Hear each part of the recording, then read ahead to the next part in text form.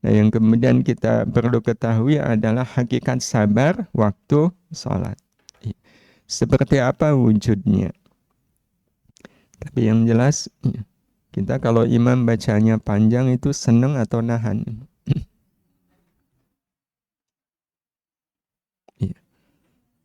Itu sebenarnya sudah menjadi ukuran ya.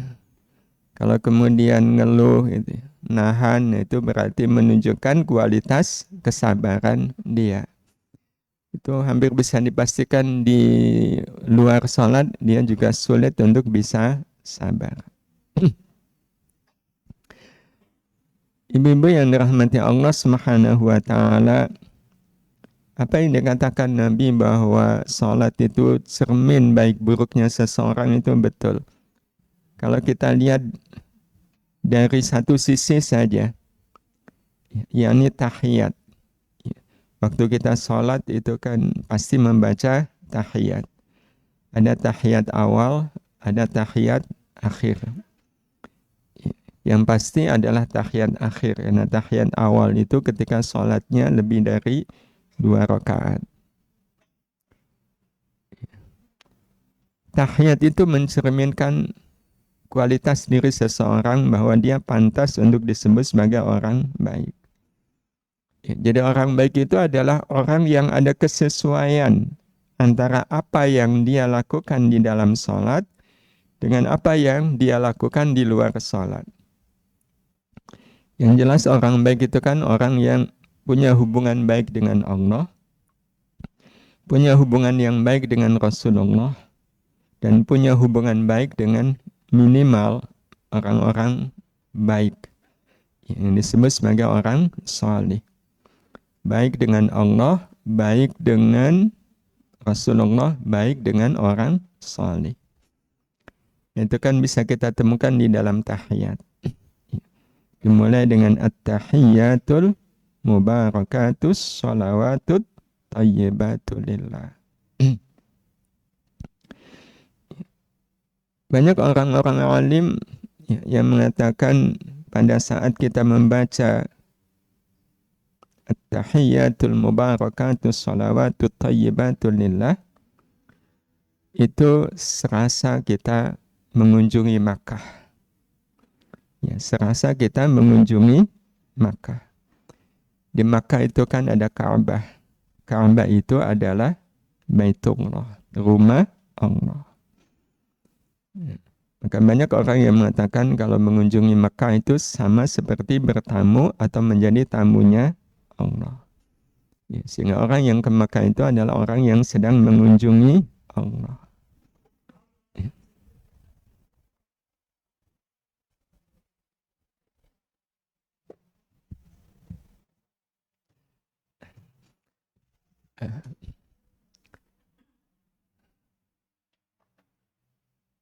Jadi at-tahiyyatul mubarakatus sholawatut tayyibatulillah serasa kita sedang mengunjungi Makkah.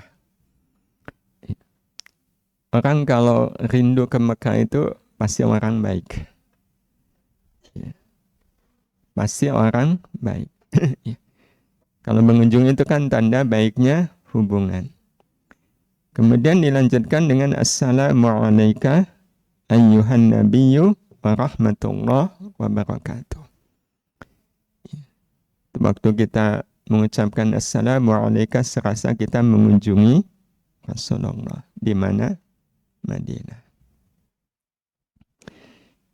Sehingga kalau orang betul-betul menjiwai sholat, tahiyat saja itu sudah merasakan betapa hati kita mengunjungi Mekah, ya sesaat kemudian mengunjungi Madinah.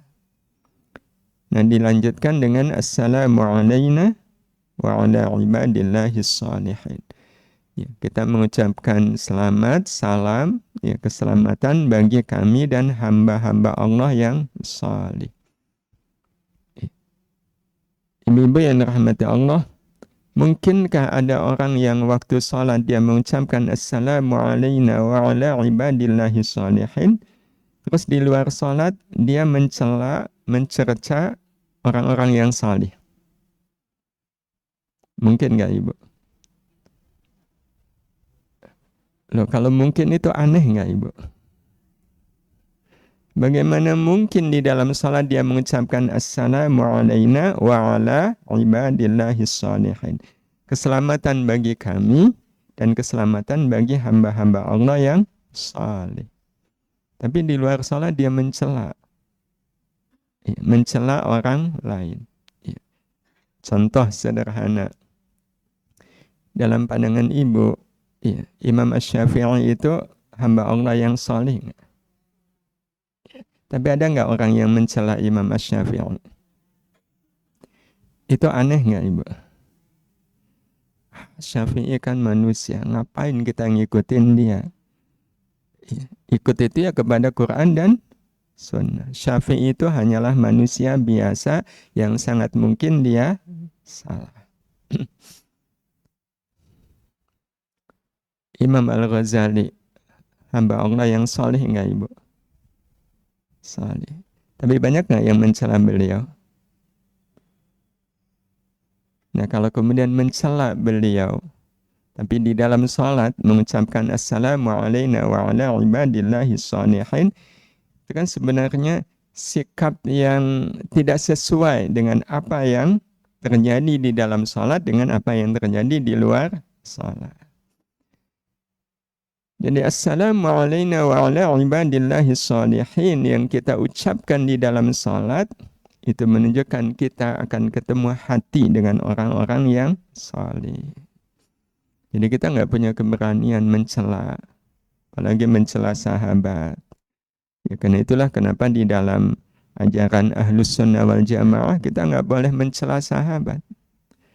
Karena siapapun yang namanya sahabat itu masuk kategori ibadillahi as-salihin. Semuanya para sahabat itu adalah hamba-hamba Allah yang salih. Dan itu pesannya kita dapatkan dari tahiyat. Sehingga kalau seandainya apa yang dilakukan oleh seseorang di dalam sholat berbeda dengan yang dia lakukan di luar sholat, maka itu memang menjadi pertanyaan apa yang sedang terjadi di dalam sholat dia. Kenapa berbeda antara apa yang dilakukan di dalam sholat, diucapkan di dalam sholat dengan apa yang dilakukan di luar sholat. Nah, ibu-ibu yang dirahmati Allah, ini mengingatkan kita betapa memang pentingnya sabar di dalam sholat. Jadi kata kuncinya sebenarnya adalah sejauh mana kita betul-betul bisa sabar di dalam sholat. Dan sabar itu memiliki arti tetap beramal baik walau terasa berat dalam melakukannya tanpa mengeluh. Dan pengertian sabar seperti ini terasa betul waktu kita sholat. Terutama pada saat sholat itu ada hal-hal yang membuat kita memang berat. Kapan Ibu kita merasa berat ketika sholat? Tahajud berat. Imam bacanya panjang, berat. Imam suaranya nggak enak, berat. Tapi bagaimana kita tetap melakukan sholat itu tanpa mengeluh? Tanpa mengeluh.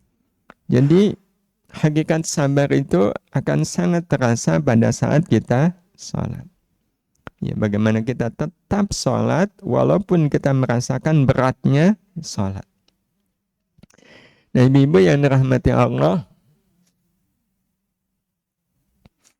sabar ini mengulang sebentar, itu kan ada 3 level. Sabar pertama namanya sabar memulai. Yang kedua menjalani dan mengakhiri. Orang yang sabarnya memulai itu dia menahan. Nahan. Jadi nahan, imam kok nggak ruku-ruku, nah itu sudah tergolong sabar, tapi sabarnya pemula. Nah kalau menjalani itu menerima. Menerima. Jadi imam bacanya panjang, ya diterima. Tapi kalau mengakhiri itu dia merasakan nikmatnya. Nah proses untuk sampai pada menikmati sabar, itu tercermin dengan sangat nyata di dalam sholat. Bukankah sholat itu ada proses memulai, menjalani, dan mengakhiri? Nah, karena itu ibu-ibu yang dirahmati Allah, kita bisa merasakan sendiri, ya, apakah sabar kita sabar pemula, ya, atau sabar menjalani. Berarti namanya apa, Bu? Kan ada intermediate.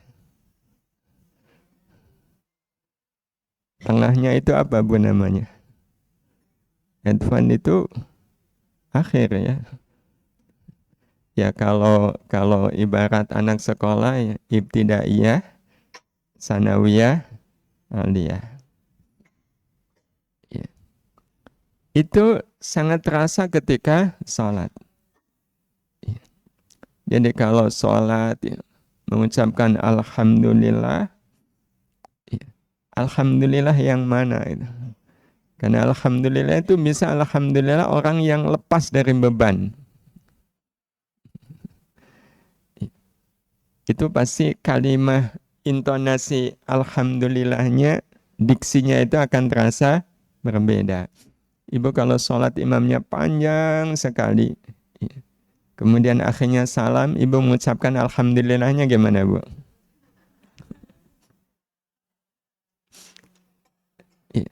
Jadi alhamdulillahnya orang menahan, menerima, dan menikmati itu berbeda.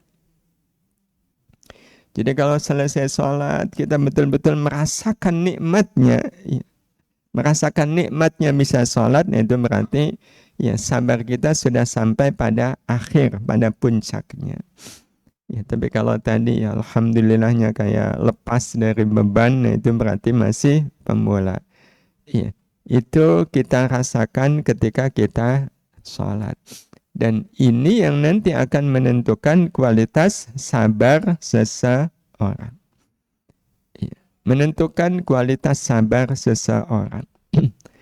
Nah, ibu-ibu yang dirahmati Allah Subhanahu wa taala, sebenarnya apa ukuran? Ya, jadi kalau kemudian kita buat kesimpulannya, kita tidak akan mungkin sampai di puncak sabar sepanjang kita hanya ingin senang, tidak mau, tidak siap, susah. Jadi kalau kita lihat, ya, kenapa orang bisa menikmati sholat, ya, dan kenikmatan di dalam sholat akan menjadi ukuran sejauh mana kita merasakan nikmatnya kehidupan. Itu sebenarnya kata kuncinya adalah sejauh mana, ya, kita memposisikan antara senang dan susah. Jadi orang-orang yang sabarnya masih di awal, sabar pemula, tidak sampai pada puncak, itu karena dia punya prinsip ingin senang, tidak mau, tidak siap, susah. Ya, tidak mau, tidak siap, susah. Jadi orang kalau tidak mau dan tidak siap, susah, imam bacanya panjang, ya susah beneran. Itulah yang menyebabkan sabarnya tidak sampai pada puncak. Ya, tidak sampai pada puncak. Ibu-ibu yang dirahmati Allah Subhanahu wa taala, ya, karena itu kalau kemudian kita kaitkan dengan sholat, ya, kita kaitkan dengan sholat, maka setidaknya ya kita menemukan ada dua macam orang sholat. Yang pertama adalah sholat yang dilakukan semata-mata memenuhi absen kehadiran.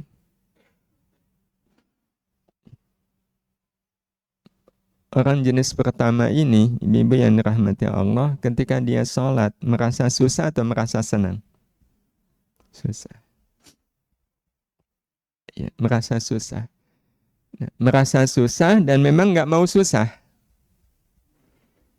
Ya, maka yang dia lakukan adalah ya, semata-mata memenuhi absen kehadiran. Nah, jenis kedua adalah sholat yang didirikan tidak semata memenuhi absen kehadiran, tapi menjadikan sholat sebagai kesempatan untuk menyerahkan hati agar diisi oleh Allah dengan segala kekayaan yang dibutuhkan hati. Ini sudah pernah kita sampaikan. Kita oleh Allah Subhanahu wa taala diberi hati. Dan kita ingin hati ini diisi dengan hal-hal yang sangat bernilai, sangat berharga bagi hati. Tapi masalahnya yang bisa ngisi itu ya Allah. Kita tidak akan mungkin bisa mengisi hati dengan segala kekayaan yang dibutuhkan oleh hati. Apa wujud kekayaan yang dibutuhkan hati? Wujudnya adalah rasa. Namanya rasa akhirat. Apa wujud dari rasa akhirat itu? Wujudnya banyak. Ada roja, hub, ithar, ikhlas, syukur. Ini semua adalah rasa akhirat. Yang kita tidak akan mungkin bisa memasukkannya ke dalam hati dengan kemampuan kita sendiri. Dengan kemampuan kita sendiri.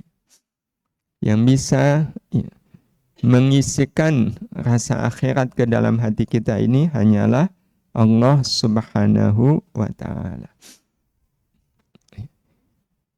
Ibu ingin gak ikhlas? Ingin. Terus sudah ikhlas belum?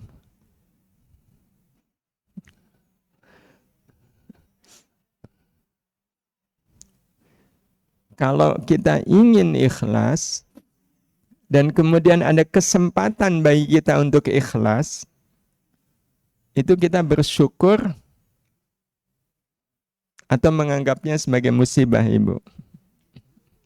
Bersyukur.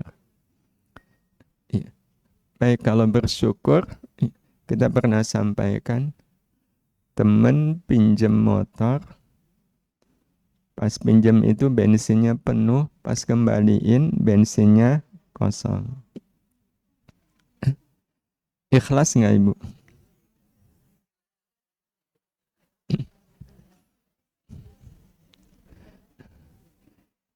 Entah kenapa kita memilih tidak ikhlas.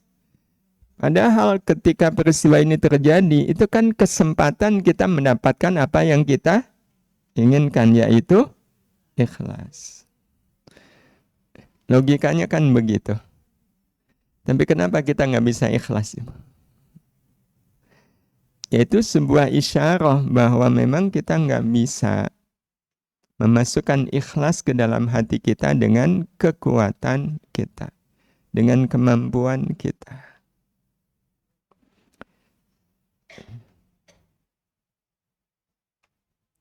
Roja, berharap hanya kepada Allah. Semua kita pasti ingin berharap itu hanya kepada Allah. Tapi rasanya kok nggak bisa ya. Berharap sepenuhnya kepada Allah. Iya sih berharap itu kepada Allah. Nah, tapi ini uang nggak ada. Nah, akhirnya rojanya beralih. Tidak kepada Allah tapi kepada selain Allah.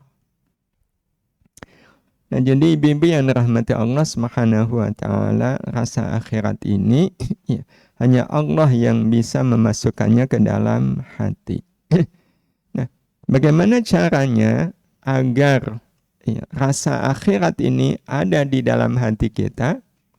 Kuncinya adalah sabar. Kuncinya adalah sejauh mana kita sabar.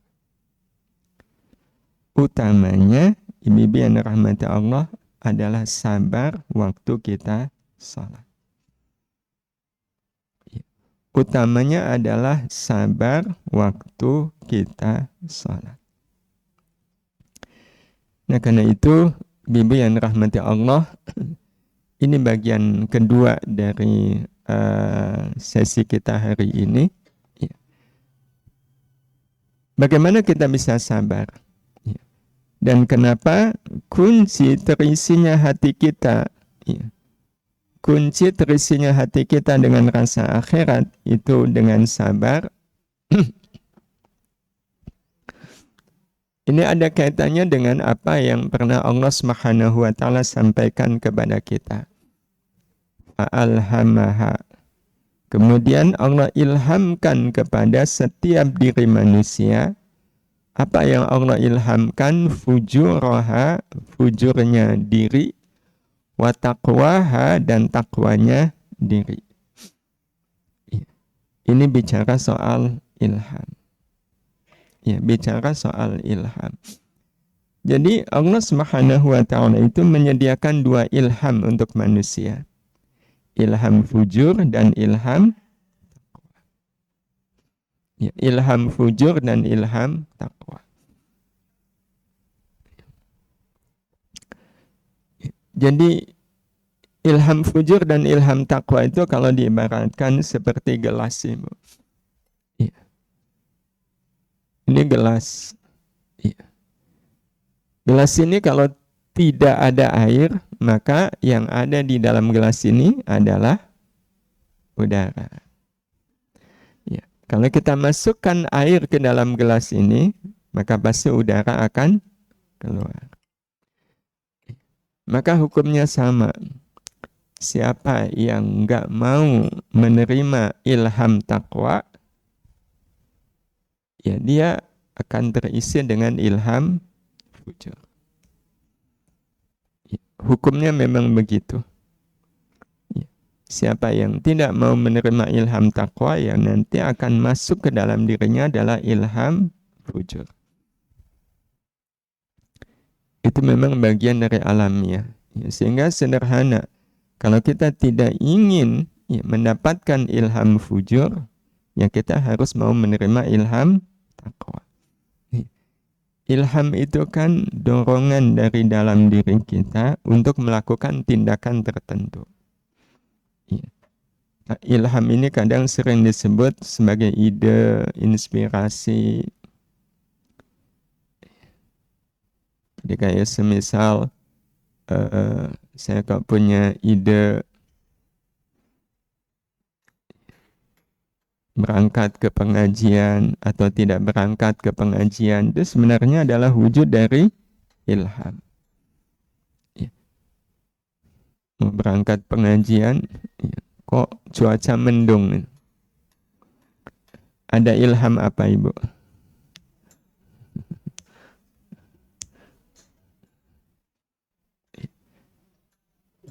Ketika kita dihina orang, itu muncul inspirasi nggak, ide nggak di dalam diri kita, Ibu?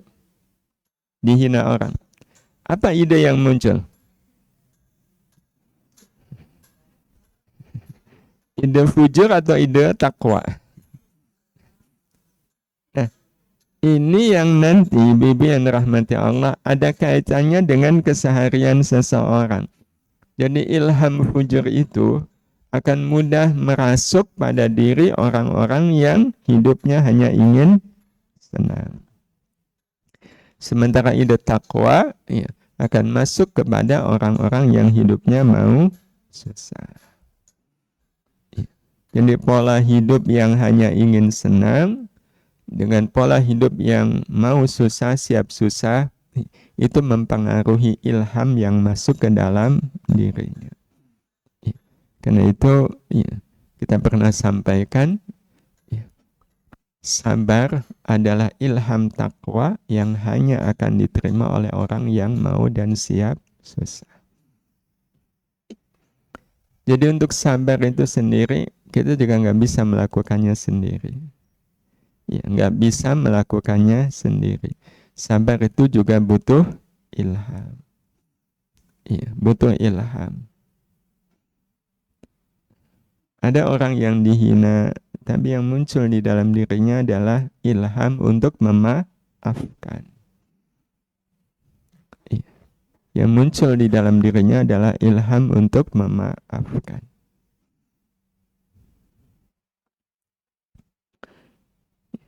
Tetapi tidak sedikit yang muncul adalah ilham untuk membalas. Ilham untuk membenci.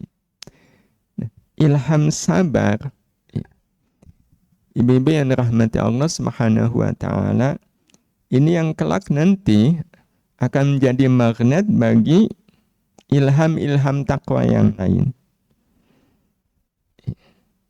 Jadi orang kalau sabar, itu dia akan mudah untuk ikhlas, mudah untuk qanaah, mudah untuk roja, mudah untuk khauf, mudah untuk menjadikan semua ilham takwa yang munculnya adalah rasa akhirat masuk ke dalam diri seseorang. Nah, ibu yang dirahmati Allah Subhanahu wa taala, ya, sehingga orang yang hanya ingin senang dalam hidupnya, maka dia mudah dirasuki ilham fujur. Orang yang mau susah dalam hidupnya, maka dia akan mudah menerima ilham takwa.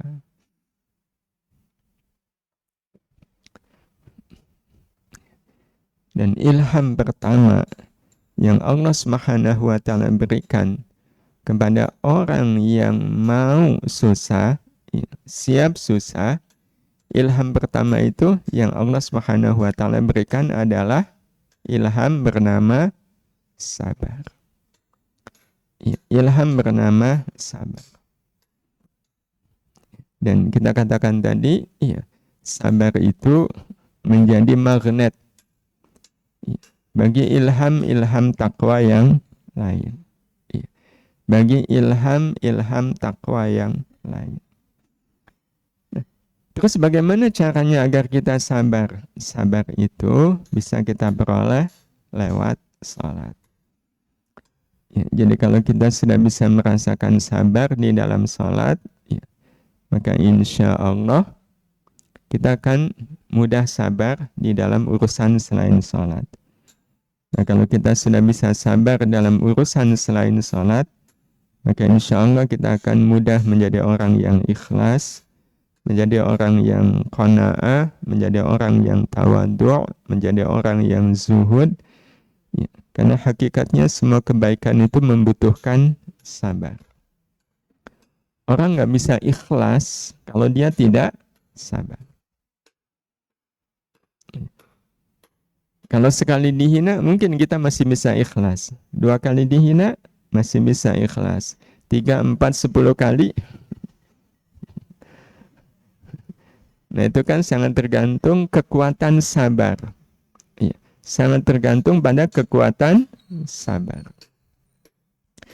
Nah, agar sabar terasa saat sholat, sesuai dengan apa yang dipesankan oleh Allah di surat Thaha ayat 132.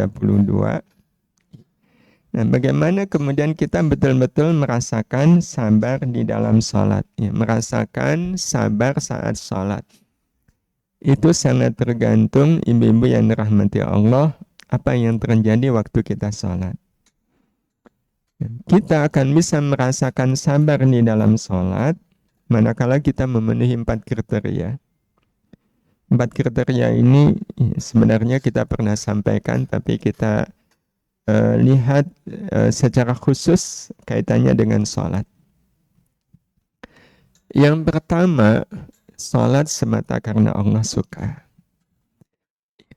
Jadi ini kalau kita ingin merasakan sabar di dalam sholat. Jadi sholat apapun yang kita lakukan, itu dasarnya adalah semata karena Allah suka. Bukan karena yang lain. Bukan. Betul-betul hanya karena Allah suka. Salat apapun. Ibu kenapa sholat kok di awal waktu? Karena Allah suka. Ibu kenapa sholatnya berjamaah? Ya karena Allah suka. Jadi betul-betul hanya karena Allah suka.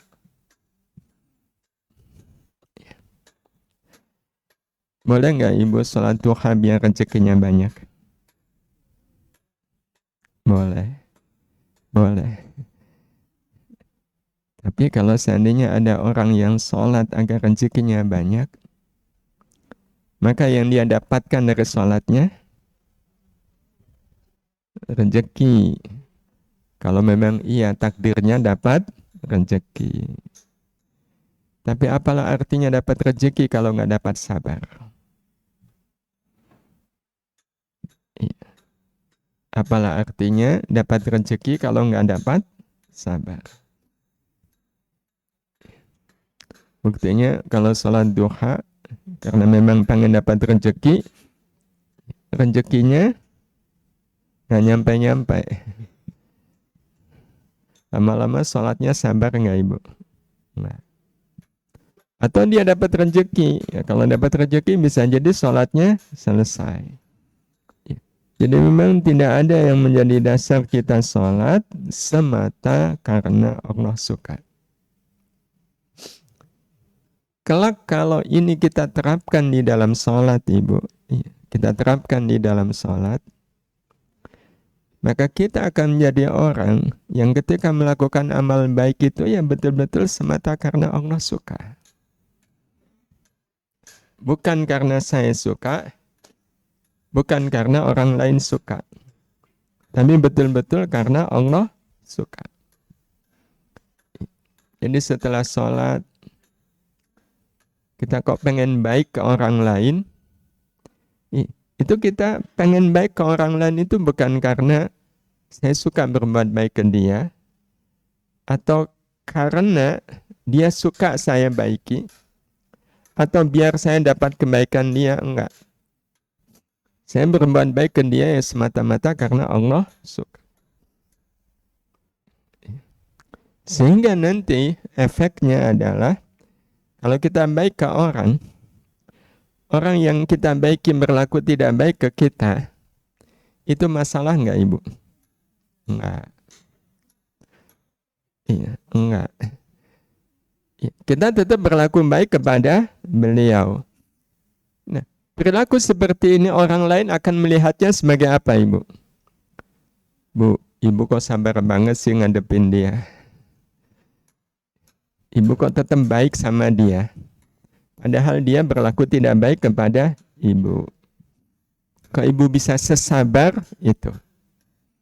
Itu sebenarnya pengaruh dari sholat yang kita lakukan semata karena Allah suka.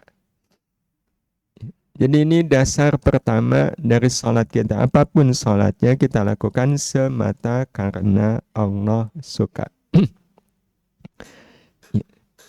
Bukan karena saya suka, bukan. Ibu sholat Qabliyah subuh, ibu suka nggak? Kenapa ibu suka? Karena Allah suka. Karena Allah suka. Tapi ibu lebih suka sholat Qabliyah subuh atau sholat Ba'diyah maghrib?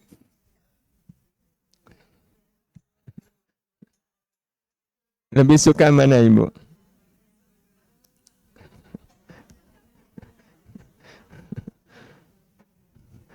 Lebih suka Qabliyah subuh atau Ba'diyah maghrib? Nah, kalau lebih suka Qabliyah subuh itu artinya ibu kejebak. Daripada ibu bilang saya menjebak ibu, kan mendingan saya mengakui kalau memang saya menjebak ibu. Loh, apa bedanya Qabliyah subuh dengan Ba'diyah maghrib? Wong sama-sama sholat. Sama-sama sholat. Dan kalau memang sholatnya semata karena Allah suka, maka sama enggak kadar sukanya kita dengan Qabliyah subuh atau Ba'diyah subuh? Sama. Tapi saya menduga ibu menganggap sholat Qabliyah subuh itu lebih disukai karena kata Nabi sholat Qabliyah subuh itu lebih baik daripada dunia seisinya. Berarti sebenarnya kita sholat subuh senang Qabliyah subuh itu karena Allah suka atau karena lebih baik dari dunia seisinya?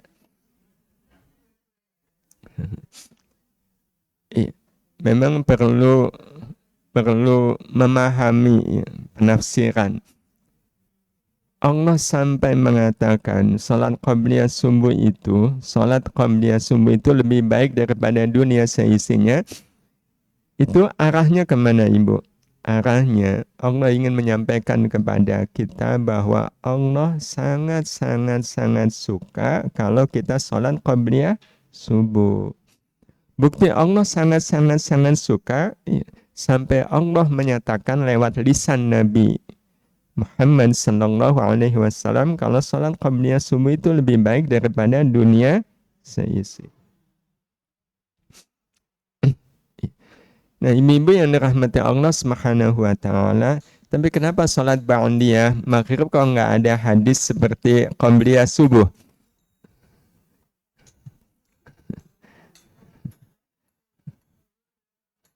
Karena qabliyah subuh itu kan bangun tidur. Bisa jadi orang merasa berat. Tetapi ala kulli hal, inti dari salat kita adalah semata-mata karena Allah suka. Titik, udah nggak ada alasan ya kita melakukan salat itu kecuali karena Allah suka. Nah, yang kedua, Ibu, dengan cara yang paling Allah suka. Jadi sebisa mungkin salat-salat yang kita lakukan itu kita lakukan dengan cara yang paling Allah suka.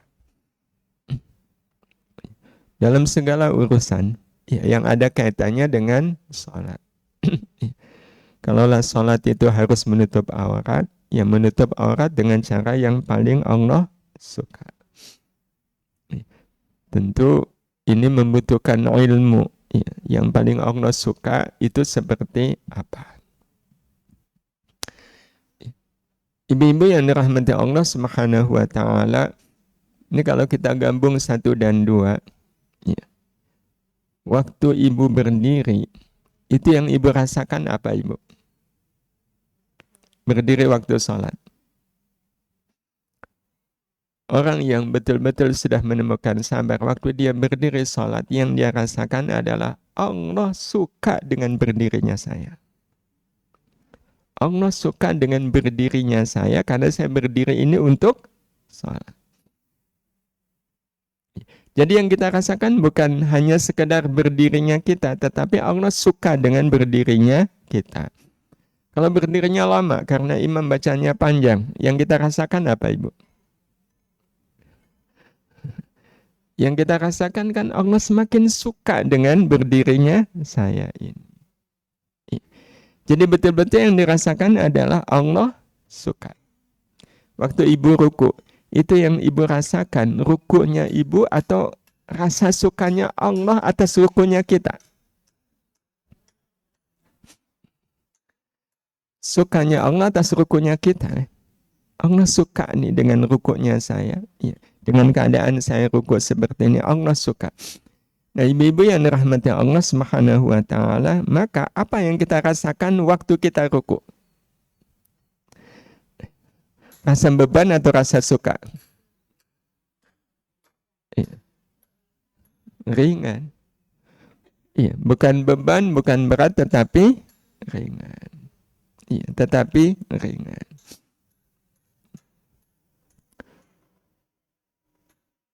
Ya dululah waktu pelajaran olahraga gitu, suruh posisi ruku, tapi olahraga, Bu. Terus kita betul-betul senang sama guru olahraganya. Terus kata guru olahraganya, ayo semuanya ruku 5 menit. Gitu. Kalau kita senang sama gurunya, ruku 5 menit itu terasa enggak? Enggak, ringan. Maka memang salat itu mencerminkan hubungan kita dengan Allah Subhanahu wa taala. Yang nyuruh saya ruku itu Allah. Berarti Allah senang kalau saya ruku. Ya. Maka secara otomatis ruku itu akan kita lakukan dengan cara yang paling Allah suka. Ya, sujud. Yang kita rasakan, Allah melihat nih sujudnya saya. Allah suka dengan sujudnya saya. Maka kita tidak akan merasa berat dengan sujud, yang terasa adalah ringan. Yang terasa adalah bahagia karena saya sedang melakukan yang disukai oleh Allah Subhanahu wa taala. Sehingga nanti secara otomatis hati kita juga menjadi sangat suka. Hati kita sangat suka. Jadi tidak ada kata nggak suka selama kita salat. Ya, selama kita salat. Mendengarkan bacaan imam itu amal yang disukai oleh Allah nggak Ibu? Ya. Ya. Mendengarkan bacaan, ya, bacaan Al-Quran, kalam Allah itu sesuatu yang disukai oleh Allah. Itu yang membuat kita suka. Tapi kalau imam suaranya jelek, makhrajnya benar, tajwidnya benar, madnya juga benar, cuma suaranya nggak enak. Itu ganggu suasana hati kita nggak Ibu?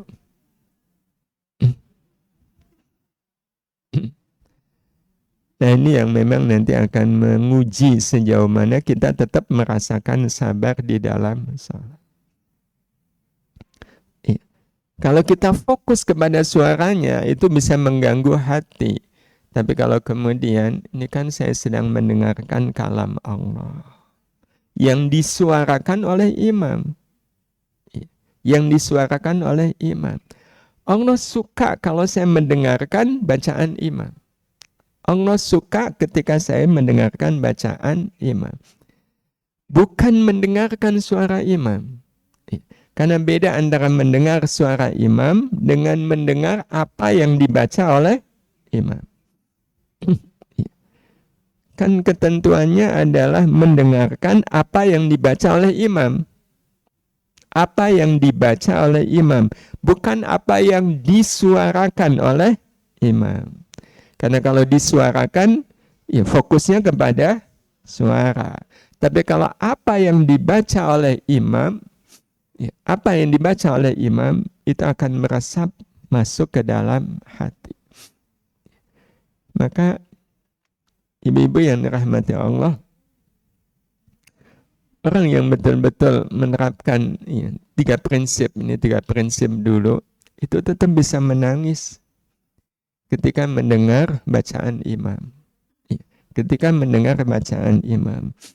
Walau suara imamnya jelek, walau tidak memahami apa yang dibaca oleh imam.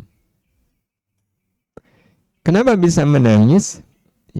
Karena kita lebih fokus mendengarkan kalam Allah. Fokus mendengarkan kalam Allah. Dan kalam Allah itu kan bukan sembarang kalam. Ini kalam Allah.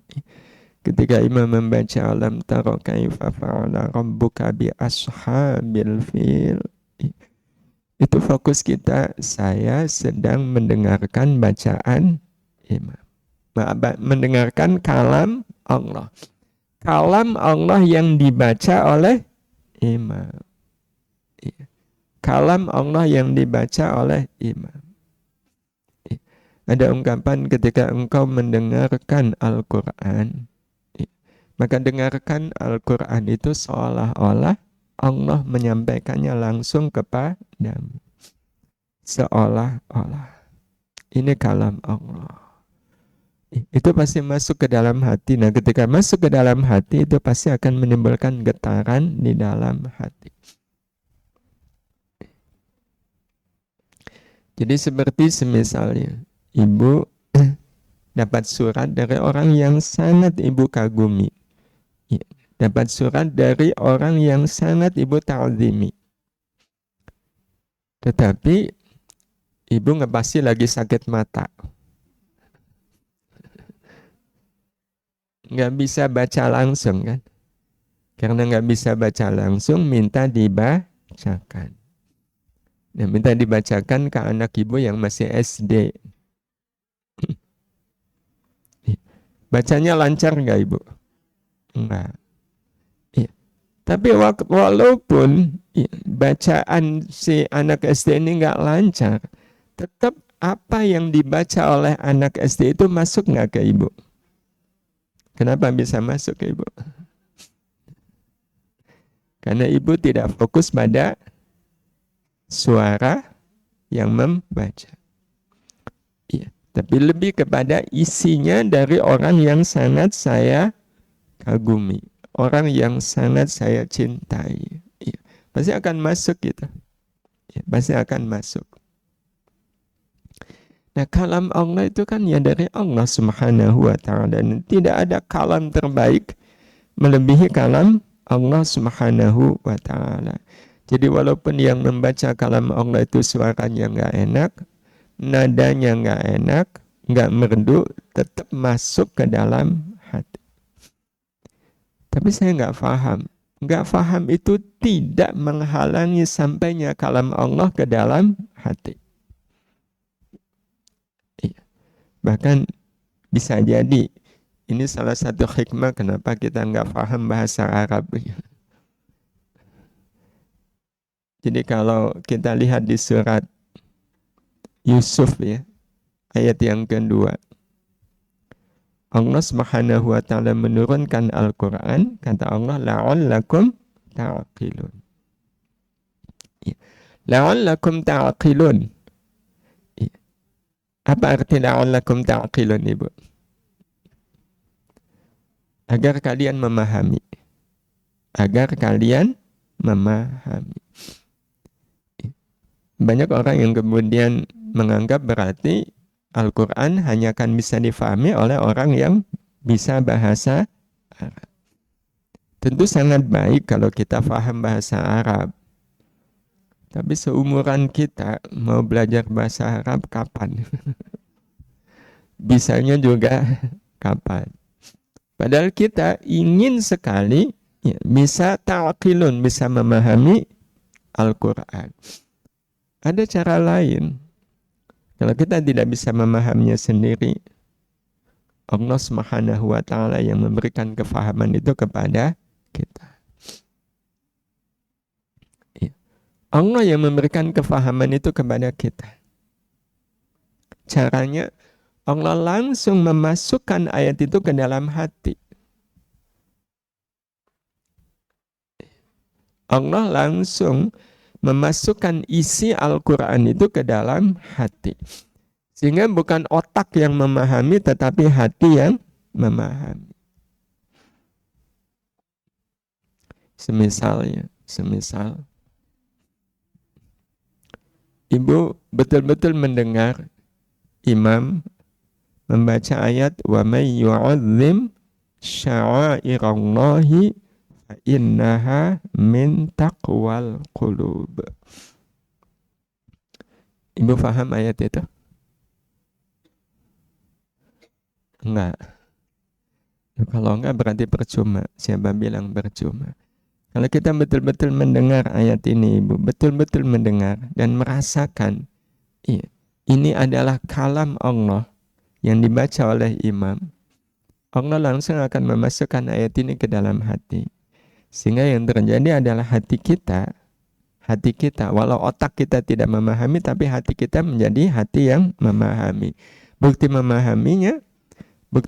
kita memahami adalah setelah saya mendengar ayat itu, saya kok merasa ketika melihat daun, ketika melihat awan, ketika melihat langit, ya ketika melihat air, saya kok merasakan, ya Allah, betapa maha kuasanya Engkau menciptakan semuanya ini. Betapa maha kuasanya Engkau menciptakan semua ini. Padahal sebelumnya bisa jadi waktu kita melihat daun, melihat awan, melihat air, itu biasa aja. Tapi entah kenapa setelah saya mendengar ayat ini kok perasaan hati saya berubah. Kenapa bisa? Yaitulah cara Allah Subhanahu wa ta'ala menta'qilunkan kita terhadap ayat-ayat walaupun kita tidak memahami ayat tersebut. Ya, karena kalau kita memahami ayat itu kan memiliki makna barang siapa yang mengagungkan syiar-syiar Allah, maka itu termasuk takwanya hati. Nah, syiar-syiar Allah itu kan artinya ya, apa saja yang menunjukkan keagungan Allah, apa saja yang menunjukkan kasih sayang Allah, itu namanya syiar Allah. Sebelum saya mendengar ayat ini, saya merasa kalau sakit itu ya berat. Kenapa setelah saya mendengar ayat ini, saya merasakan sakit itu sebagai rahmat Allah, sebagai kasih sayang Allah. Itu ketika betul-betul ibu-ibu yang rahmati Allah, kita mendengar ayat-ayat Al-Quran bukan karena suara imam, tetapi lebih karena saya mendengarkan kalam Allah. Nah, yang paling akhir yang akan membuat kita bisa merasakan sabar di dalam sholat adalah sholat berharap hanya yang Allah suka. Jadi kalau ya kata banyak orang, apalah artinya saya melakukan sesuatu kalau tidak punya harapan. Akan selalu ada harapan kenapa kita melakukan ini. Gak masalah kita punya harapan ketika kita melakukan sholat, tapi pastikan harapan itu harapan yang Allah suka. Dan harapan yang Allah suka ketika kita sholat adalah sholat berharap rahmat Allah. Jadi tidak berharap apapun dari sholat saya ini kecuali saya diberi rahmat oleh Allah. Jadi tidak berharap yang lain. Berharap yang lain itu ya entah rezeki, masalah selesai, problem selesai, enggak.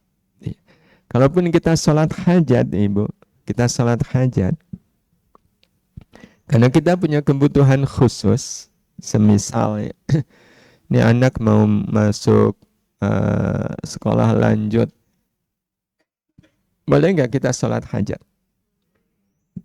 Terus kita sholat biar apa?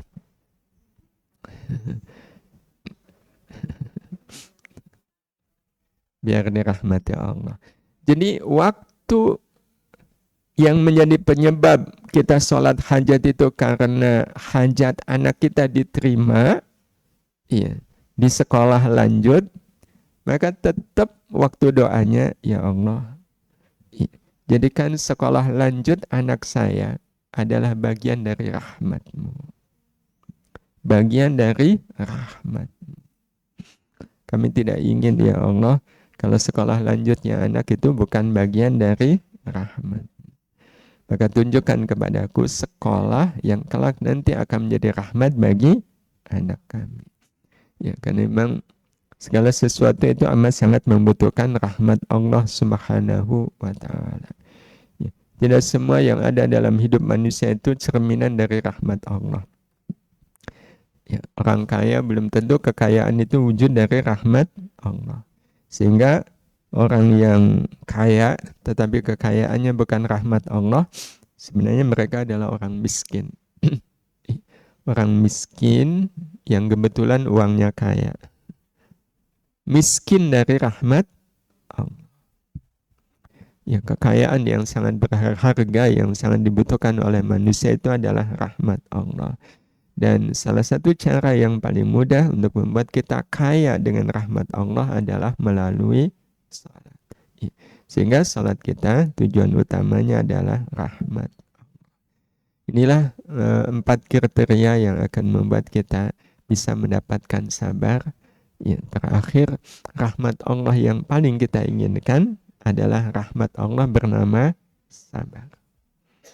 Jadi kalau sudah sabar itu sudah seperti kita mendapatkan rahmat Allah seutuhnya. Ya. Jadi rahmat Allah yang sangat kita dambakan adalah rahmat Allah bernama sabar. Ya. Kalau orang miskin sabar, tentu dia jauh lebih kaya bila dibanding dengan orang kaya yang tidak sabar. Jadi sabar itu adalah bukti dari rahmat Allah yang paling nyata. Dan ya Allah wa iyyakum, ini saja ibu yang bisa saya sampaikan. Kalau ada tanggapan barangkali semoga. Demikian ibu-ibu apa yang disampaikan oleh Ustadz Satori, merasakan sabar saat sholat. Monggo kalau ada pertanyaan silahkan. Ibu yang di belakang dekat tiang, sebentar Bu.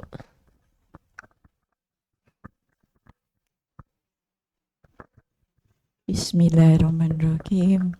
Assalamualaikum warahmatullahi wabarakatuh. Waalaikumsalam warahmatullahi wabarakatuh. Ada 2 pertanyaan saya Pak Ustadz.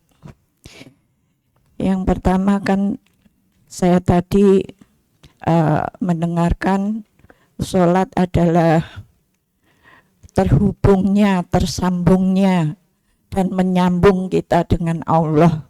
Dan tentu ini ada ilmunya, yaitu ilmu komunikasi dengan Allah. Dan untuk menghubungkan ke arah Allah itu kan ada persiapannya, Pak. Secara lahir, batin, pikiran, semuanya itu. Di perjalanan tadi yang memulai itu tadi kebanyakan kan sudah ada gangguan gitu. Ini meminimalisirnya bagaimana. Yang kedua, ada statement yang mengatakan lihat situasinya kalau baca ayat itu panjang atau tidak karena orang memiliki kesibukan masing-masing. Jadi juga jangan sampai banyak sekali kepentingan dari jamaah yang mungkin selak ke susu gitu ya. Itu mengganggu konsentrasi dia, komunikasi dia dengan Allah. Jadi bagaimana untuk bisa disesuaikan gitu. Kalau di saat-saat seperti orang sibuk atau apa, kalau jadi imam kan juga harus tahu diri gitu loh. Tidak hanya jamaahnya saja yang disuruh mengerti dan itu dianggap sabar. Kan kita tidak hanya mencari itu saja, tapi terhubung eratnya kita dengan Allah dalam segala urusan itu dengan mengharap rahmat Allah. Terima kasih. Assalamualaikum warahmatullahi wabarakatuh. Waalaikumsalam warahmatullahi wabarakatuh. Baik, terima kasih Ibu. Mungkin dari yang kedua dulu ya. Ya, Jadi ada imam, ada makmum. Ya. Tadi yang kita bicarakan lebih dalam posisi kita sebagai makmum. Gitu. Jadi kalau sebagai makmum imam bacanya panjang, ya nggak apa-apa. Tapi kalau seandainya ibu atau siapa saja jadi imam, nah dia juga harus memperhatikan keadaan makmum. Itu kalau jadi imam. Tapi kalau kita posisinya sebagai makmum, ya, imam kok bacaannya panjang, ya udah ingat wastabir alaiha. Wastabir alaiha. Ya, sebab ibu-ibu yang dirahmati Allah, kita sebenarnya bisa berhitung ya. Di luar bahwa manusia juga punya hitungan. Tapi kalau kita berhitung itu pakai hitungan kita atau hitungan Allah? Hidup ini harus dengan hitungan Allah, bukan dengan hitungan kita. Sebagai contoh, mau ke stasiun, salat isya dulu, imam bacanya panjang. Saking panjangnya, akhirnya ketinggalan kereta. Rugi nggak Ibu?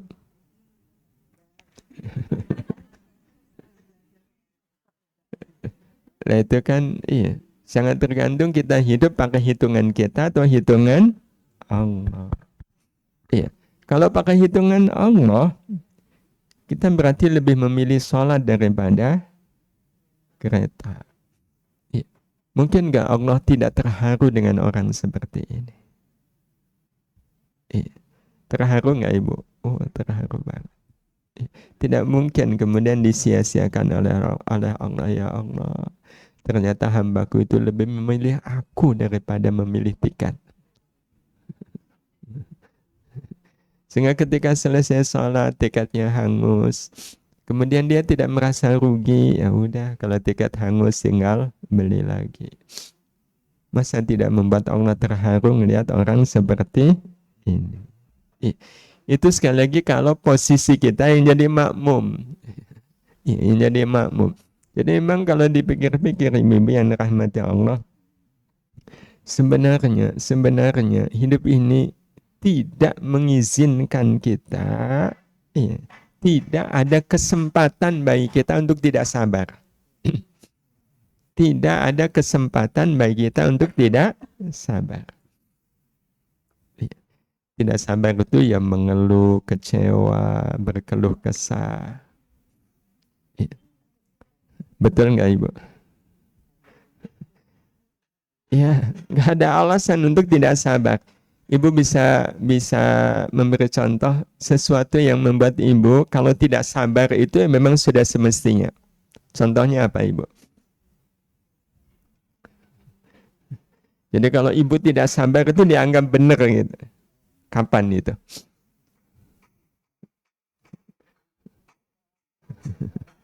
Ya gimana saya sabar? Wong mobil yang di depan ini pelannya bukan main. Gimana saya bisa sabar? Itu pernyataan yang aneh atau pernyataan yang wajar, Ibu? Nah, Ibu berarti nggak sabar. Ya nggak sabar dong, di depan jalannya pelan. Ya, saya nggak sabar. Padahal kalau dalam keadaan nggak sabar seperti itu, berarti Ibu punya kesempatan untuk sabar. Karena sabar itu hanya akan bisa kita lakukan dalam keadaan kita tidak sabar. Berarti tidak sabar itu bagus nggak, Ibu? Tidak sabar itu bagus kalau kita memahaminya sebagai kesempatan untuk sabar. Maka memang nggak ada celah dalam hidup kita untuk tidak sabar itu. Karena kondisi tidak sabar itu dihadirkan oleh Allah agar kita punya kesempatan untuk sabar. Tanpa tidak sabar, ya kita nggak akan mungkin bisa sabar. Ya, gimana bisa sabar? Wong yang di depan jalannya pelan. Itu kan pernyataan yang dianggap lazim, padahal itu aneh. Gimana saya bisa sabar? Loh, Ibu kalau yang di depan pelan, terus Ibu maunya apa?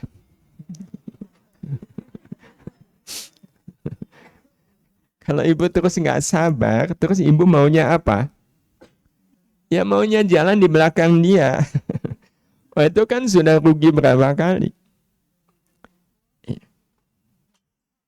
Jadi itu yang pertama, Ibu. Nah ya, kalau soal yang kedua, soal hubungan dengan Allah Subhanahu wa Ta'ala, itu juga sebenarnya tercermin di dalam salat. Tercerminnya di dalam syarat sahnya salat. Jadi syarat sahnya salat itu menunjukkan betapa kita menyiapkan diri kita bagi pertemuan yang indah dengan Allah waktu salat. Jadi syarat sah salat itu menunjukkan kita harus menyiapkan diri kita agar waktu kita sholat itu menjadi pertemuan yang indah antara kita dengan Allah. Syarat sahnya sholat ada berapa, Ibu? Kalau nggak tahu dipertanyakan ini. Sholatnya. Yang pertama, suci dari hadas besar, hadas kecil, dan najis. Yang kedua, menutup aurat. Yang ketiga, menghadap kiblat. Keempat,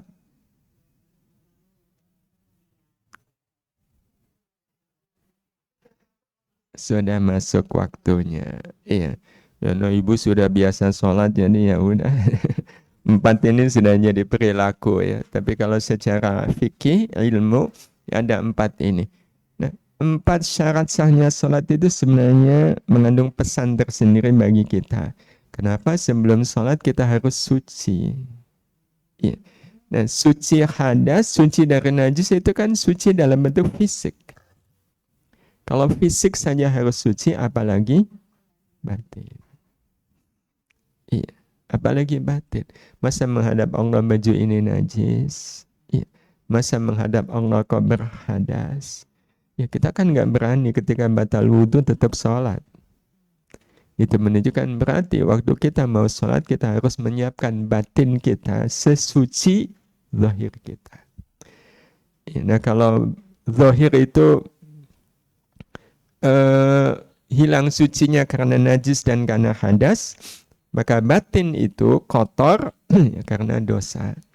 Maka sudah semestinya ketika orang mau sholat, ya dia memperbanyak istighfar, taubat kepada Allah Subhanahu wa Ta'ala. Ya Allah, saya tidak ingin menghadapmu dalam keadaan hati saya ini masih dipenuhi dengan kotoran, ya, masih dipenuhi dengan dosa. Ya Allah, ampuni dosa yang ada pada diri saya.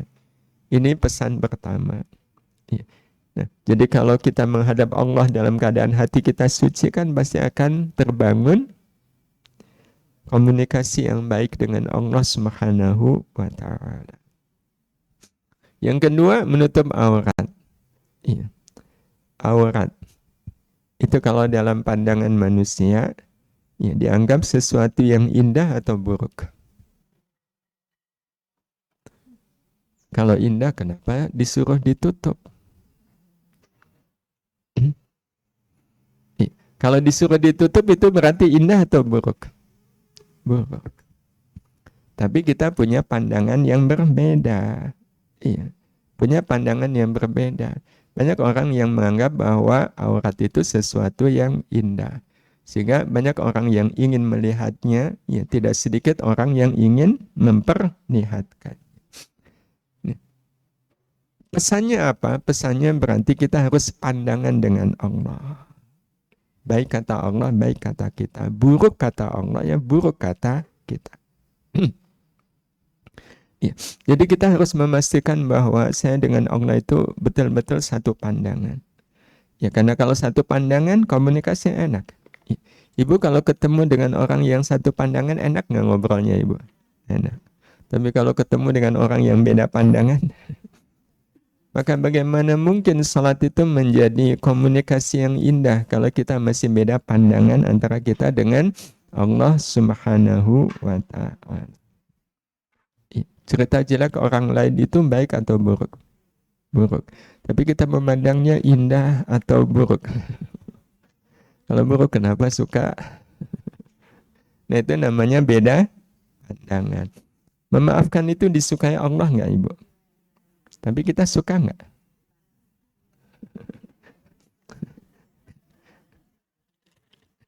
Dan Allah tahu nggak kalau kita nggak suka memaafkan? Ya udah, bagaimana kemudian komunikasi dengan Allah itu menjadi indah? Karena Allah tahu kita menyukai apa yang tidak disukai oleh Allah dan tidak menyukai apa yang disukai oleh Allah. Inilah pentingnya kita sepandangan dengan Allah Subhanahu wa ta'ala. Pokoknya ya Allah, saya terserah Engkau. Ya, terserah Engkau. Ya. Memberikan yang paling kita sukai, Allah suka nggak? Suka. Kita, saya suka, masa saya dikasihkan ke orang lain. Allah tahu nggak kalau kita masih belum menyukai apa yang memberikan yang kita sukai? Eman-eman ya Allah. Nah jadi yang kedua, yang menutup aurat itu memberi pesan bagaimana kita satu pandangan dengan Allah Subhanahu wa ta'ala. Aurat harus ditutup, ya udah, tutup. Tidak boleh dibuka, tidak boleh apalagi dipamerkan. Nah yang ketiganya adalah apa, Ibu? Menghadap kiblat. Nah, maka hidup ini juga harus jelas kiblatnya. Nah, kiblat hidup tiada lain adalah akhirat. Ya, maka agar di dalam salat itu betul-betul komunikasinya enak dengan Allah, ya kita harus menjadi manusia yang menjadikan akhirat sebagai kiblat hidup saya. Kiblat hidup saya adalah akhirat. Nah, kiblat itu kan artinya ya kita memandang, menghadapkan diri kita sepenuhnya kepada akhirat. Akhirat itu tujuan. Dunia itu adalah sarana.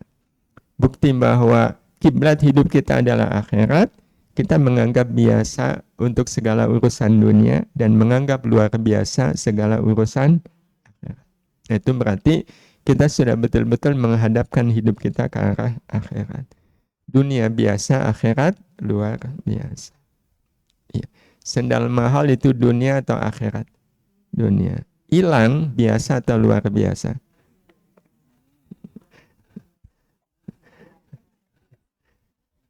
Tapi ada nggak yang menganggap itu luar biasa? Ada. Allah tahu nggak? Tahu. Ya udah, berarti orang ini kiblatnya dunia atau akhirat? Padahal manusia hidup tidak pernah lepas dari nikmat. Hilang, berkurangnya dunia itu bertanda Allah memberikan nikmat yang jauh lebih berarti, yaitu nikmat akhirat. Makanya ketika dunia hilang itu pasti ada akhirat yang Allah Subhanahu wa ta'ala hadirkan, yaitu sabar, ikhlas. Nah itu yang ketiga. Nah yang terakhirnya adalah masuk waktu. Ya, masuk waktu. Nah itu juga menjadi cerminan. Ibu biasanya siap sholat itu sebelum datangnya waktu atau ketika sudah masuk waktu?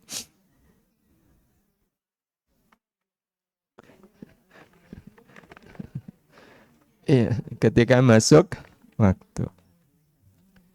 Iya. Nah itu menunjukkan, menunjukkan. Ibu-ibu yang dirahmati Allah Subhanahu wa Ta'ala,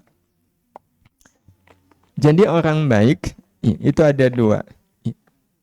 Ada yang jadi orang baik ketika datang kesempatan, tapi ada orang yang jadi orang baik tanpa menunggu datangnya kesempatan. Sedekah itu amal baik bukan? Ibu sedekah itu nunggu ada yang meminta atau ibu nyari siapa yang bisa menerima sedekah ibu? Nyari. Kalau nyari kan berarti kita yang mendatangi, bukan menunggu. Ya, bukan menunggu datangnya orang yang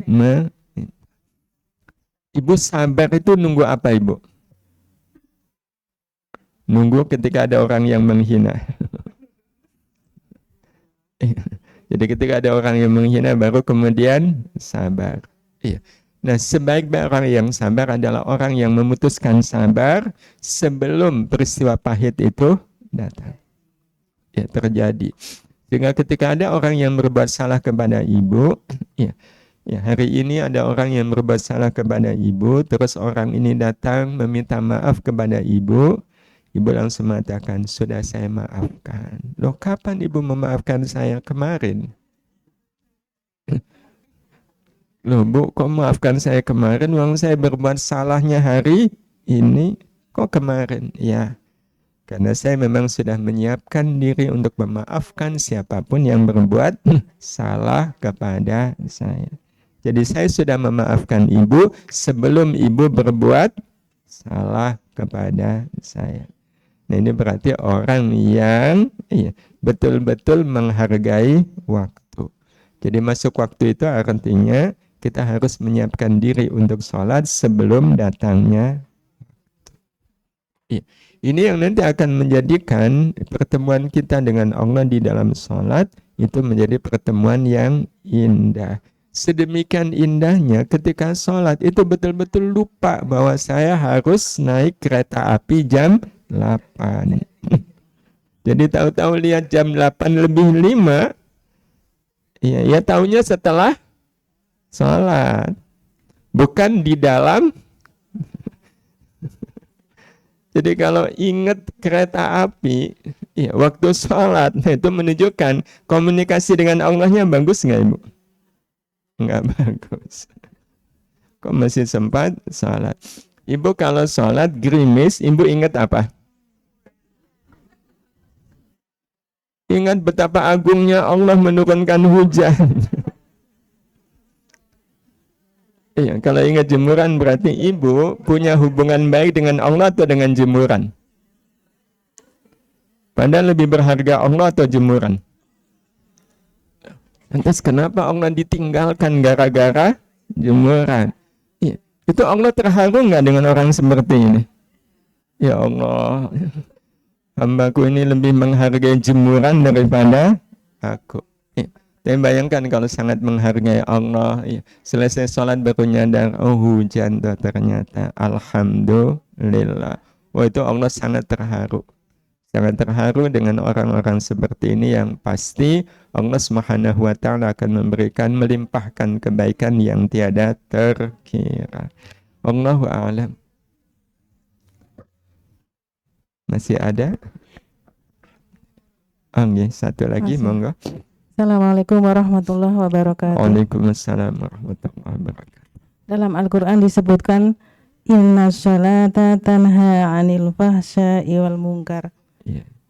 Sesungguhnya sholat itu mencegah perbuatan keji dan mungkar.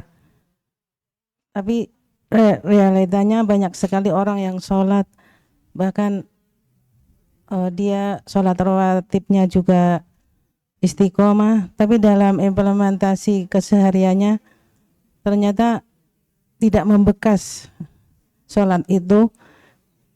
Ada yang orang yang keras sekali hatinya sehingga nasihat untuk dia itu nggak masuk, tidak diterima. Iya. Misalnya dia seorang kepala rumah tangga, suatu waktu dia memiliki modal uang, terus dia punya ide untuk usaha atau bisnis, Iya. dan anggota keluarganya itu memberikan pendapat jangan bisnis itu, nanti dampaknya itu ditipu gitu loh, pokoknya bisnisnya itu riskan ditipu. Tapi dia nggak mau mendengarkan nasihat orang lain, nasihat keluarganya. Akhirnya dia berpikir saya lebih tahu daripada kamu gitu. Iya. Akhirnya bisnisnya itu benar-benar ditipu, sebenarnya hancur Iya. gitu loh. Iya. Akhirnya hal itu membuat keluarganya kan dari keputusan dia yang orang yang hatinya keras merugikan dan menyengsarakan keluarganya. Baik, Ibu. Saya tanyakan, ini kenapa ya? Apakah yang salah itu sholatnya atau gimana Ustadz, kok sholatnya itu nggak membekas dalam kehidupan sehari-hari gitu? Baik, terima kasih. Iya, Bu. Begini, hidup itu seutuhnya tentang kita, bukan tentang orang lain. Ya, hidup itu sepenuhnya adalah tentang kita, bukan tentang orang lain. Iya. Kalau orang lain ya hidupnya tentang mereka sendiri. Iya, hidup kita adalah ya kita sendiri. Nah, sholat itu adalah bagian dari kebaikan Allah Subhanahu wa Ta'ala. Ya. Sholat itu adalah bagian dari kebaikan Allah untuk kita, yang kalau seandainya ya sholat kita baik, ya, maka kita akan menjadi orang yang memandang apapun dalam hidup saya ini sebagai kebaikan Allah. Ya, apa yang tadi sempat kita sampaikan ya, tujuan kita sholat adalah agar kita mendapatkan rahmat Allah. Ya. Nah, pengertian rahmat Allah itu kan kasih sayang Allah yang akan membuat apapun menjadi kebaikan. Ya, kasih sayang Allah yang akan membuat apapun menjadi kebaikan. Ya.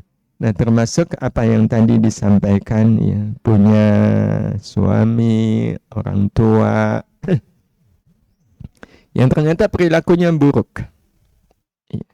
Perilakunya buruk. Prinsip yang kita pegangi, apapun yang ada dalam hidup kita adalah kebaikan Allah. Nah, kebaikan Allah itu ada dua jenis, Ibu. Ada kebaikan Allah yang Allah sampaikan langsung kepada kita tanpa lewat perantara. Ya, Allah berikan langsung kepada kita tanpa lewat perantara. Ya, seperti kalau dicontohkan waktu Maryam masih kecil. Ya, kan dididik oleh paman beliau, Nabi Zakaria. Ya, Nabi Zakaria itu kakaknya Imran. Ya. Maryam binti Imran. Nah, Imran punya kakak namanya Zakaria. Imran sebenarnya ingin anaknya itu laki-laki. Ya, ternyata lahir perempuan, dikasih nama Maryam. Ya, kemudian dididik oleh Zakaria.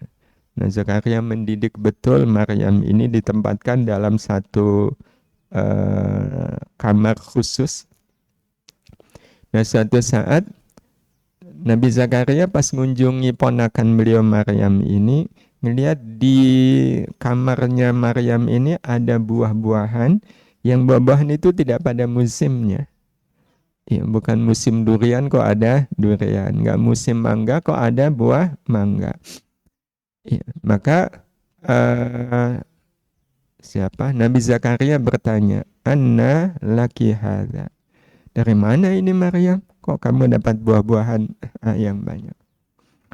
Ya, hadza min indillah. Ini dari Allah. Innallaha yarzuqu man yasha bighairi hisab. Allah itu bisa saja memberikan rezeki tanpa batas, tanpa dugaan. Ya, tanpa diperkirakan. Jadi itu kebaikan Allah yang datangnya secara langsung. Tapi bisa jadi kebaikan Allah itu datangnya lewat, dilewatkan. Ya, dilewatkan orang, ya semisal seorang istri dapat kebaikan Allah ya lewat suaminya. Itu kalau anak ya kebaikan Allah lewat orang tua.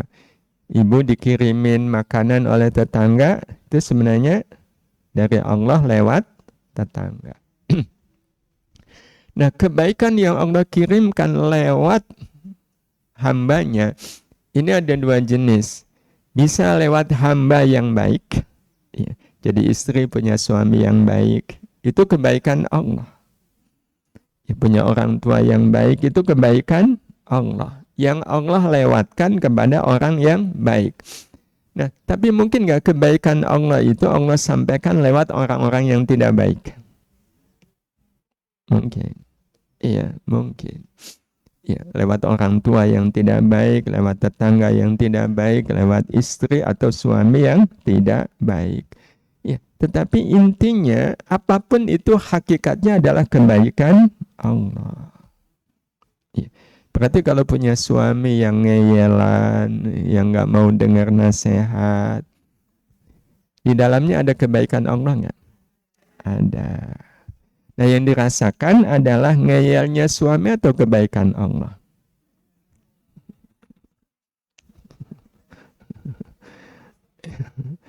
Itu yang kemudian kita pahami lewat sholat-sholat yang kita lakukan. Jadi nyampainya ke kita, ini suami kok mau menang sendiri, nggak mau dinasehatin.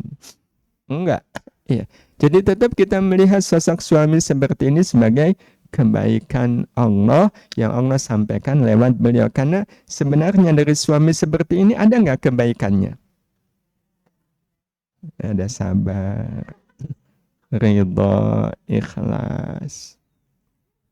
Dan yang paling pasti istri seperti ini adalah istri pilihan. Pilihan Allah. Pilihan Allah. Kenapa pilihan Allah? Karena ketika ada suami dapat istri dapat suami seperti ini, suami yang tadi ya mau menang sendiri, itu keuntungan atau kerugian bagi istrinya? Keuntungan. Salah satu untungnya, untung saya yang dapat dia. Kalau bukan dia yang dapat, berarti suami tadi dapat wanita yang lain. Kasihan nggak ibu? Kasihan. Dan karena pernikahan itu adalah pilihan Allah, takdir Allah, berarti istrinya adalah sosok yang dipilih oleh Allah Subhanahu wa Ta'ala. Maka jadikan suami seperti ini sebagai kesempatan ya, bagi istri, bagi keluarga untuk beramal baik. Karena yang dilihat oleh Allah adalah sejauh mana amal baik yang dilakukan ketika menerima kebaikan Allah, walaupun kebaikan Allah itu dari sosok yang dititipkan oleh Allah, dari sosok yang tidak baik. Nah terus nanti dia tetap nggak berubah? Enggak. Iya, enggak.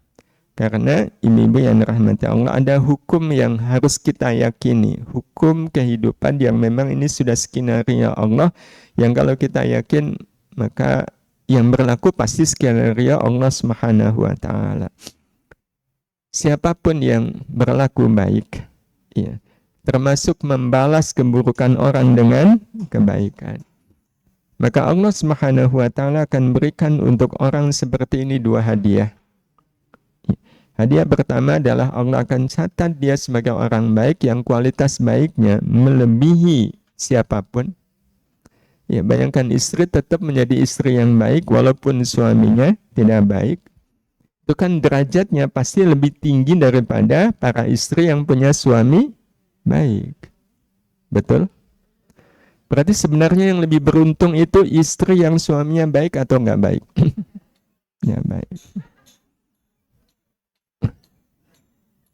Iya, itu hadiah pertama yang Allah Subhanahu wa Ta'ala berikan. ketika kita membalas keburukan orang dengan kebaikan. Minimal tetap berlaku baik walau kepada orang yang buruk.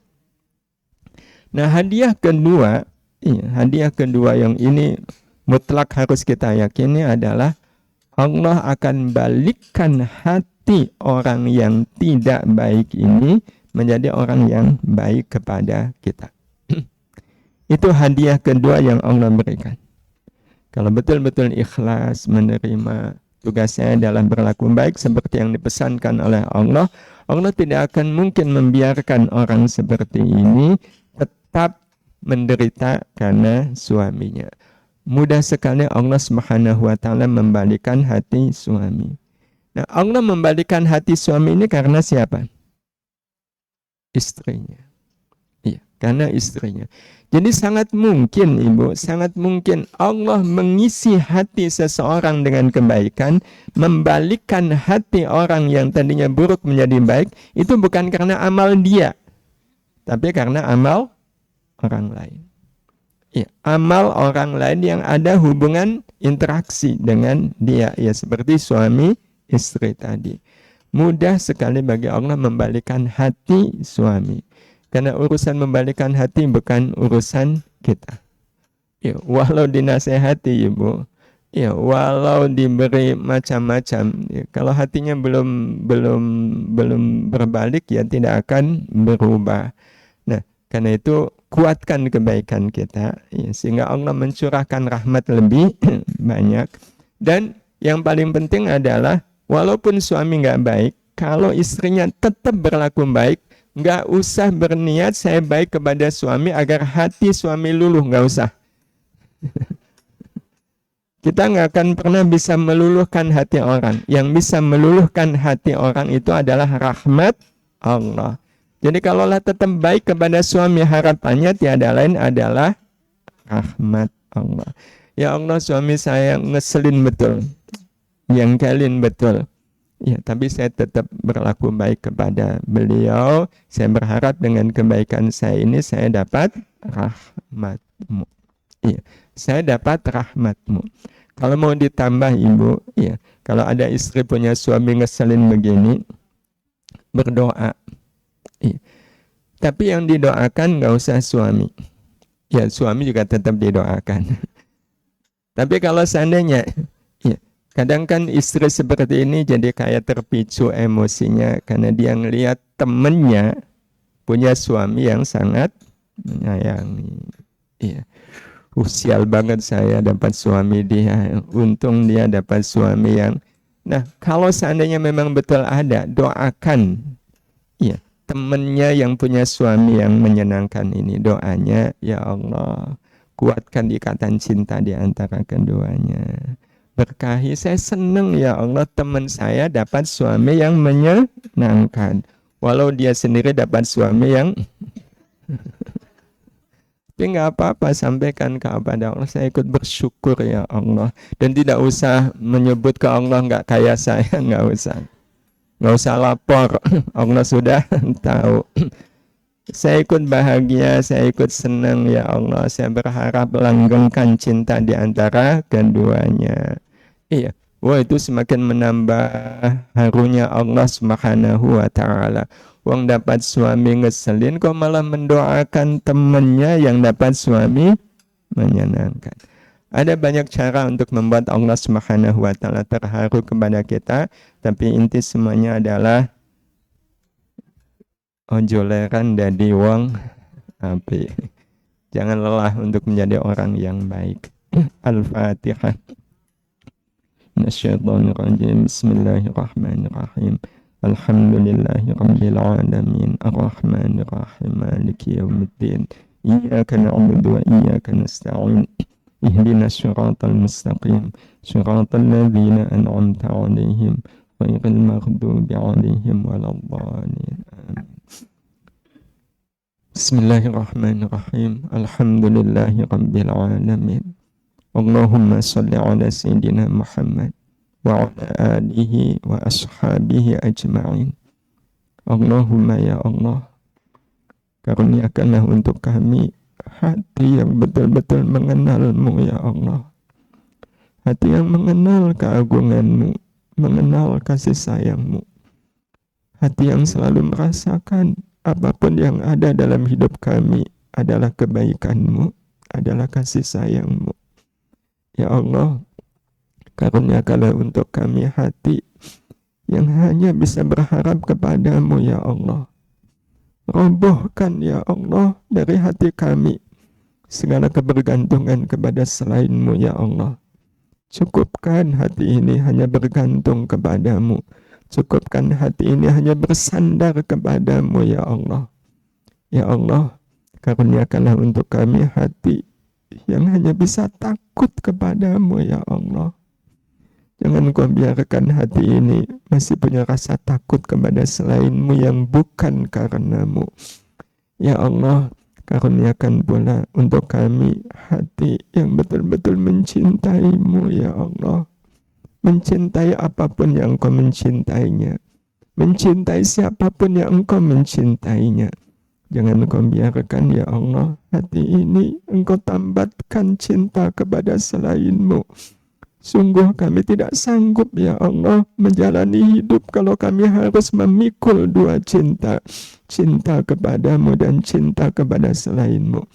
Cukupkan ya Allah cinta kami hanya kepada-Mu ya Allah.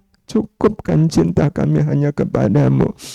Kalaulah hadir ya Allah dalam kehidupan kami orang-orang yang bisa mengganggu cinta kami kepada-Mu, maka jangan Kau biarkan ya Allah cinta kami kepada-Mu tercuri oleh cinta kami kepada keluarga, tercuri oleh cinta kami kepada pasangan hidup, tercuri oleh cinta kami kepada anak-anak. Ya Allah, cukuplah Engkau satu-satunya yang menjadi kecintaan kami. Ya Allah, karuniakan pula untuk kami hati yang betul-betul merindukan-Mu ya Allah. Merindukan perjumpaan kami dengan-Mu ya Allah. Merindukan hari di mana kami punya kesempatan ya Rahman ya Rahim bertemu dengan-Mu. Hari di mana kami ya Allah saatnya pulang kembali ke haribaan-Mu ya Allah. Karuniakanlah kepada kami kerinduan kepada satu hari di mana kami akan pulang kembali ke haribaan-Mu. Rindu bertemu dan berjumpa dengan-Mu ya Allah. Karuniakanlah untuk kami hati yang sibuk selalu dengan-Mu ya Allah. Izinkan sisa umur kami ini, sisa umur yang kami jalani seutuhnya untuk-Mu ya Allah. Seutuhnya karena-Mu ya Allah. Seutuhnya di jalan-Mu ya Allah. Seutuhnya bersama-Mu ya Allah. Jangan Kau biarkan satu langkah pun kami menjauh dari-Mu ya Allah. Sungguh kami tidak akan sanggup menjalani hidup ini dalam keadaan jauh dari-Mu. Ya Allah, izinkan sisa umur ini kami sibuk dengan amal-amal yang membuat kami semakin dekat dengan-Mu ya Rahman, semakin dekat dengan-Mu ya Rahim. Ya Allah, kami ingin saat-saat ajal datang nanti, saat ajal tiba ya Allah, saat dimana kami sedang berada di puncak kedekatan kami dengan-Mu ya Allah, puncak kecintaan kami dengan-Mu, puncak kerinduan kami dengan-Mu. Ya Allah, sungguh kami tidak akan mungkin bisa menjalani hidup ini tanpa-Mu ya Allah, tanpa-Mu ya Allah. Karena itu kami betul-betul mohon hadirkan selalu untuk kami hidayah-Mu, rahmat-Mu, kasih sayang-Mu, pertolongan-Mu, agar kami selalu menerima apapun yang ada dalam hidup ini sebagai kebaikan-Mu ya Allah.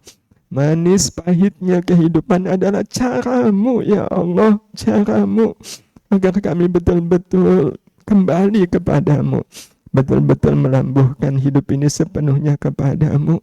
Sungguh tidak ada yang kami cari dalam hidup ini kecuali hanya mencari rahmat-Mu, kecuali hanya mencari ridho-Mu ya Allah. Ya Allah ya Rahman ya Rahim, Engkaulah satu-satunya tujuan hidup kami. Engkau pula satu-satunya yang segala-galanya dalam hidup kami. Jangan Kau biarkan hati kami ini berpaling kepada selain-Mu ya Allah. Cukupkan di hati ini hanya ada Engkau. Cukupkan di hati ini hanya ada Engkau.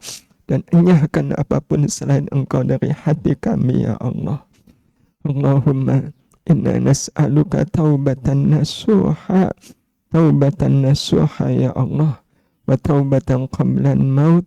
Wa rahatan indal maut. Wa maghfiratan ba'dal maut. Birahmatika ya arhamar rahimin. Rabbi kafani fakhran an takuna li rabban. Wa kafani izzan an akuna laka abdan. Ya Allah, cukuplah menjadi kebanggaan bagiku. Engkau adalah Tuhanku ya Allah. Cukuplah kebanggaanku. Kami punya Tuhan Engkau ya Allah. Inilah kebanggaan kami satu-satunya dalam hidup, bangga punya Engkau ya Allah. Bangga punya Tuhan Engkau ya Allah.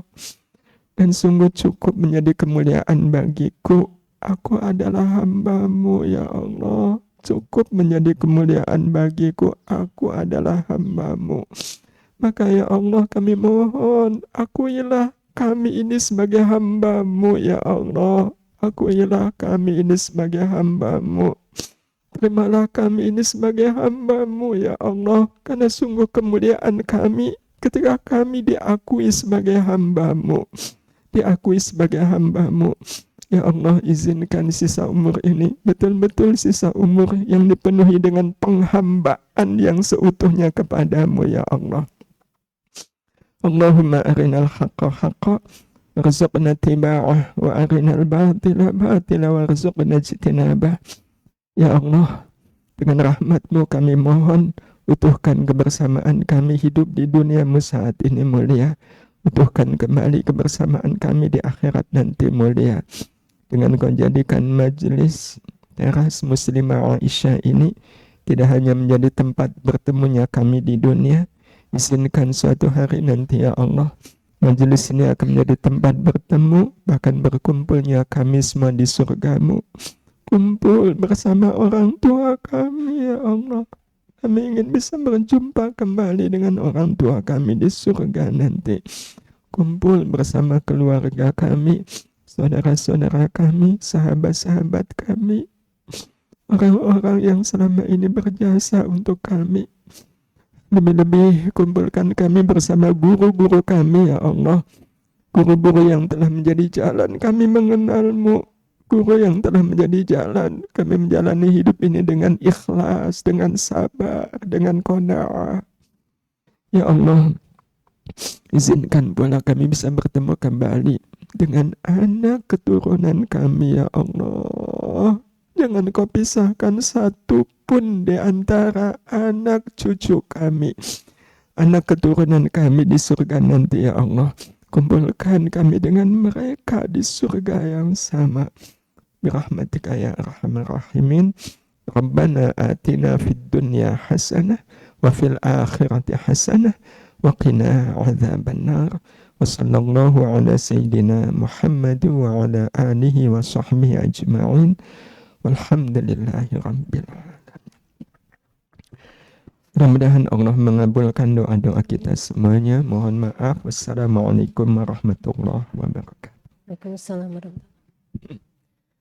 Kami sampaikan jazakumullahu khairan katsira kepada Ustadz Satori yang telah memberikan ilmu dan nasihatnya kepada kita. Mudah-mudahan kita bisa mengamalkan dalam kehidupan sehari-hari. Amin Allahumma amin. Ibu-ibu, alhamdulillah kajian pagi hari ini telah kita usai dan insya Allah kita akan dipertemukan lagi di kajian yang akan datang.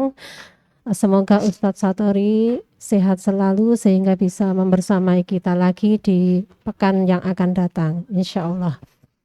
Ibu-ibu, sebelum kondur ada pengumuman sedikit berkaitan dengan kajian kita. Untuk kajian bulan Desember insya Allah sampai di pekan ketiga, yaitu tanggal 19 Desember, dan nanti akan masuk kajian lagi di bulan Januari pekan kedua tanggal 9. Ngaten nggih, karena adanya libur akhir tahun dan libur tahun baru nggih. Biasanya banyak ibu-ibu yang punya acara keluarga, sehingga kajian kita liburkan dan kelas tahsin juga akan libur. Untuk bulan Januari jadwal snack alhamdulillah sudah ada ibu-ibu yang mendaftar. Untuk pekan kedua tanggal 9 Ibu Istiharini. Kemudian pekan ketiga hari kelompok tahsin hari Selasa pagi, yaitu kelompoknya Bu Dewi nggih. Yang pekan keempat insya Allah kelompok tahsin hari Senin Ibu Wahyu dan kawan-kawan. Dan pekan keempat tanggal 30 itu Bu Nurulita dan Bu Yuhar insya Allah. Dan nanti akan ada lagi di bulan Februari. Silahkan ibu-ibu yang mau mendaftar untuk ikut snack kajian bisa menghubungi pengurus. Mekaten nggih. Jazakumullah khairan katsira atas rawuhnya. Sugeng kondur fi amanillah. Semoga selamat sampai di rumah dan insya Allah kita bertemu lagi di pekan yang akan datang. Kita tutup dengan membaca hamdalah dan doa kafaratul majelis. Alhamdulillahirabbil alamin. Subhanakallahumma wa bihamdika asyhadu an la ilaha illa anta astaghfiruka wa atubu ilaik. Kurang lebihnya mohon maaf. Wassalamualaikum warahmatullahi wabarakatuh.